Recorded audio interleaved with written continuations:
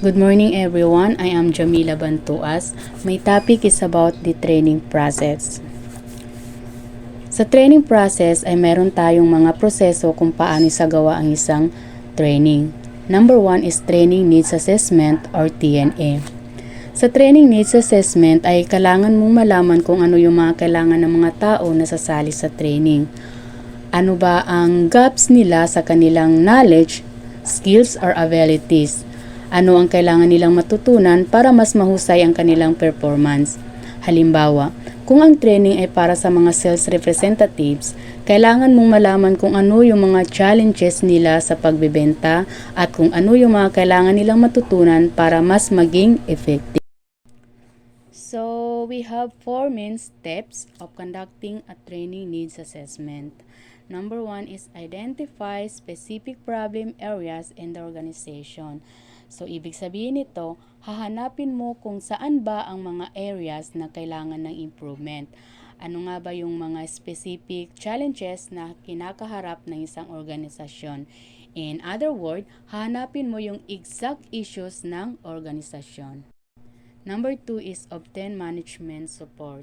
So, dito naman is kailangan kumuha ng suporta yung management para sa training para may pakita sa kanila ang value ng training at kung paano ito makakatulong sa organisasyon. Number 3 is develop data for evaluation. So, kailangan mag-collect ng data para ma-measure ang effectiveness ng training. Ano yung mga metrics na gagamitin para ma-measure ang pag-improve ng trainers. And the number 4 is determine the costs and benefits of training. So, dito naman is kailangan mong malaman ang dahilan kung bakit kailangan ang training at ano ang mga benefits nito. Ano yung mga specific skills sa knowledge na kailangan matutunan ng mga trainers. At ano nga ba yung mga positive outcomes na makukuha mula sa trainings. So, types of training needs analysis. Number 1 is organizational analysis. So, dito sa organizational analysis is kailangan mong suriin yung general na kalagayan ng organisasyon. Ano ba yung mga challenges na kinakaharap ng organisasyon? Ano yung mga goals ng organisasyon at ano yung mga strategic priorities? Halimbawa, kung ang organisasyon ay naglalayong mag-expand sa ibang bansa, sumaring kailangan nila ng training sa empleyado para mas matuto ng ibang wika o kultura. Number 2 is task analysis. So, dito is kailangan suriin dito yung mga task o gawain na ginagawa ng mga empleyado. Ano ba ang kailangan nilang skills or knowledge para magawa ng maayos ang kanilang mga trabaho at ano yung mga gaps sa kanilang kakayahan. Number 3 is individual analysis. So, dito naman is kailangan sinusuri dito yung mga kailangan ng bawat empleyado. Kung ano yung mga strength at weaknesses ng bawat empleyado. Ano yung mga goals nila sa trabaho at ano yung mga areas na gusto nilang mapabuti. Halimbawa, kung ang isang empleyado ay nagnanais na ma-promote, so kailangan suriin kung ano yung mga kailangan nilang skills or knowledge para maging qualified para sa promotion. According to No 2010 and Brown 2002, there are 4 steps in conducting a training needs analysis. Number 1 is gather data on the training needs of employees. So dito, kailangan mong malaman yung mga pangangailangan sa pagsasanay ng mga empleyado.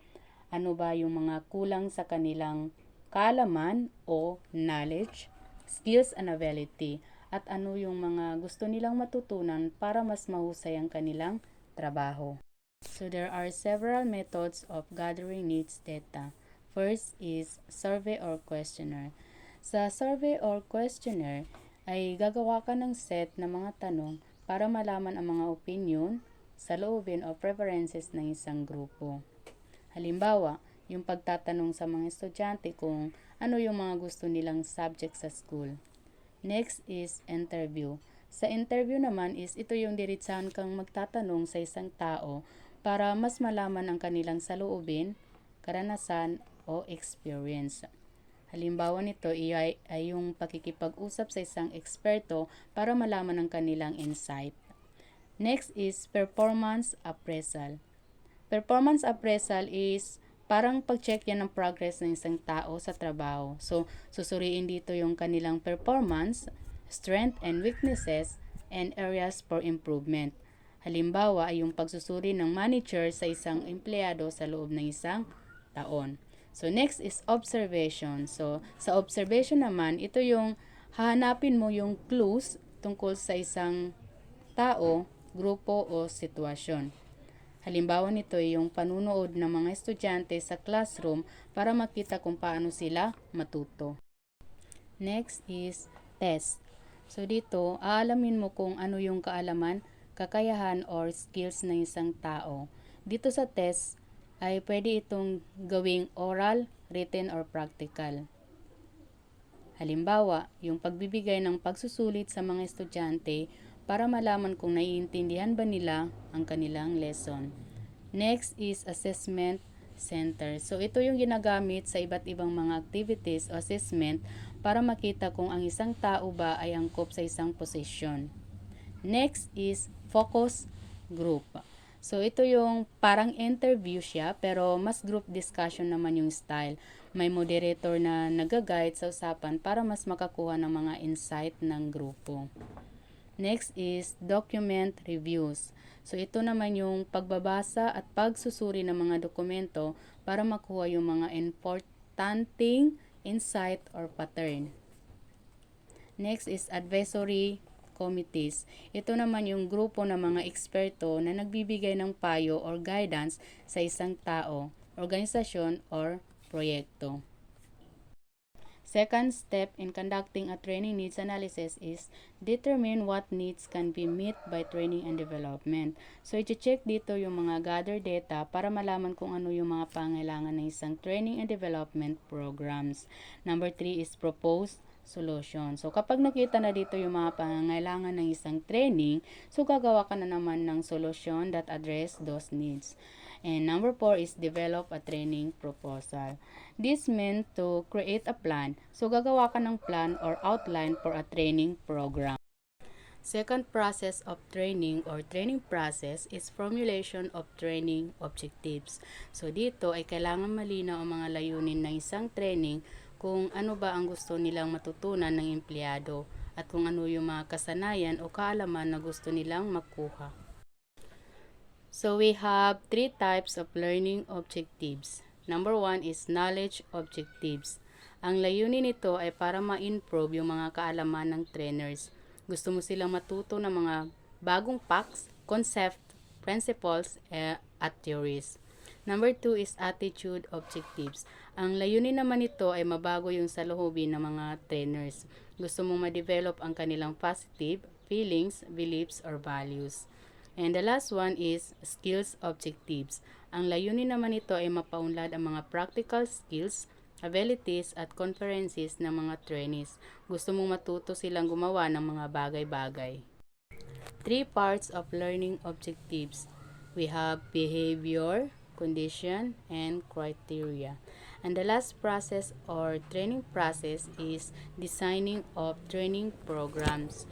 Dito ay kailangan planuhin ang training program kung ano yung mga topics na ituturo, ano yung mga learning methods na gagamitin, sino yung mga trainers, saan gaganapin ang training, ilang araw o ilang linggo.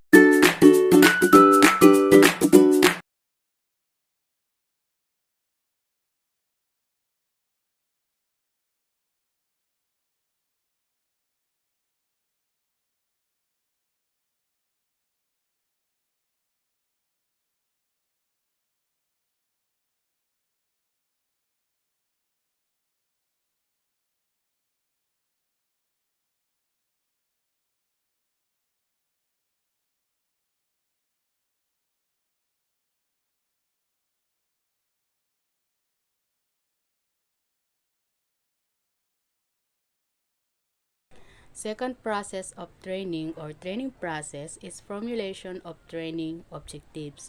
So dito ay kailangan malinaw ang mga layunin ng isang training kung ano ba ang gusto nilang matutunan ng empleyado at kung ano yung mga kasanayan o kaalaman na gusto nilang makuha. So we have 3 types of learning objectives. Number 1 is knowledge objectives. Ang layunin nito ay para ma-improve yung mga kaalaman ng trainers. Gusto mo silang matuto ng mga bagong facts, concept, principles, at theories.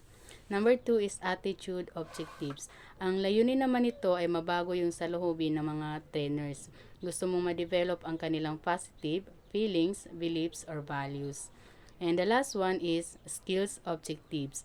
Ang layunin naman nito ay mapaunlad ang mga practical skills, abilities, at conferences ng mga trainees. Gusto mong matuto silang gumawa ng mga bagay-bagay. 3 parts of learning objectives. We have behavior, condition, and criteria. And the last process or training process is designing of training programs. Dito ay kailangan planuhin ang training program kung ano yung mga topics na ituturo, ano yung mga learning methods na gagamitin, sino yung mga trainers, saan gaganapin ang training, ilang araw o ilang linggo.